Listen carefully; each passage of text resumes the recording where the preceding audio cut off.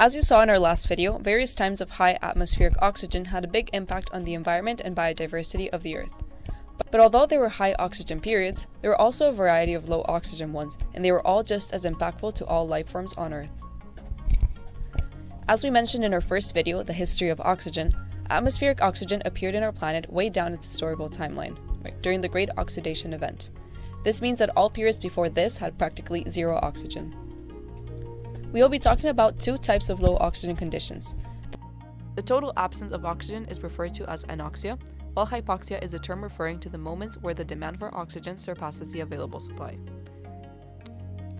During the early stages of Earth's existence, around 3.8 billion years ago, when oxygen gas was absent from the atmosphere, life forms managed to thrive and evolve in an anaerobic environment. The earliest known organisms were likely single-celled microbes, including bacteria and archaea.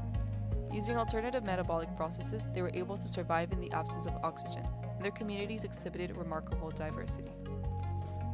Even though these microbes were capable of thriving in extreme conditions, the introduction of cyanobacteria quickly affected them. Cyanobacteria produce atmospheric oxygen through photosynthesis, but oxygen was toxic for many anaerobic organisms. Anaerobic microorganism populations quickly dropped, paving the way for aerobic life. Although the Great Oxidation Event marks the first significant rise of oxygen, the levels of this atmospheric gas have vastly fluctuated and changed over time.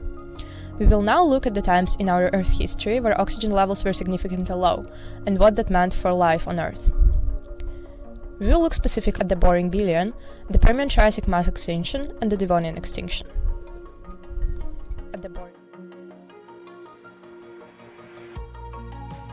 We can begin to see the effects of low oxygen by looking at a time period occurring around 1.8 to 0.8 billion years ago. It is referred to as the Boring Billion, mainly because there wasn't a big change in climate throughout this period. Oxygen levels remain consistently low, perhaps even less than 0.1% of what is present. During this time, there was no life on land, and instead it was confined to the oceans.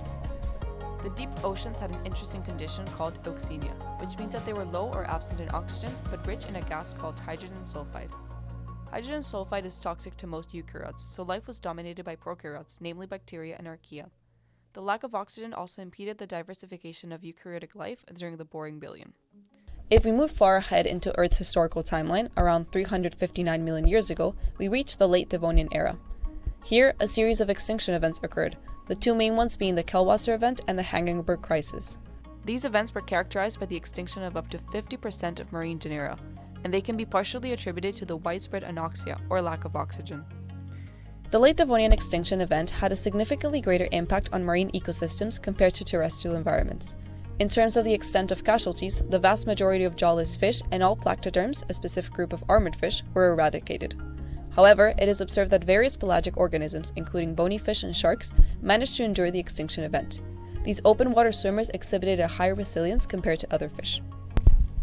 Another time period in our Earth history that showed very low levels of atmospheric oxygen was during the Permian-Triassic mass extinction, which occurred around 250 million years ago.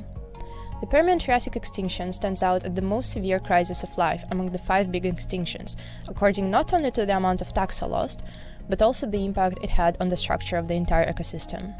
Extensive research has been conducted to investigate the causes of the global catastrophe, and there was a widespread consensus among researchers that the eruption of Siberian Traps played a pivotal role.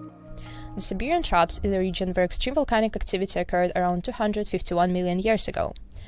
The area they occupied was about the size of the United States, so the eruptions that occurred had a very significant impact on life in the late Permian period. The Siberian Trap eruptions released a large amount of volcanic gases, primarily carbon dioxide. The injection of a massive amount of CO2 in the Earth system resulted in significant greenhouse warming. The warming of the planet likely heated up the cold waters of the polar regions. These cold waters had previously carried oxygen to the deep sea. Without them, the oxygen became deoxygenated. Life during the Permian-Triassic extinction was significantly affected. Around 90% of the species went extinct, making it the worst extinction event in our planet's history. The anoxic conditions in the ocean and other factors, such as extreme rises in temperature, allowed less than 5% of the marine animal species to survive. The low fluctuations of oxygen in our atmosphere have resulted in extinctions and great lows in biodiversity. Each of these events shows us just how impactful and important oxygen is for life in our planet.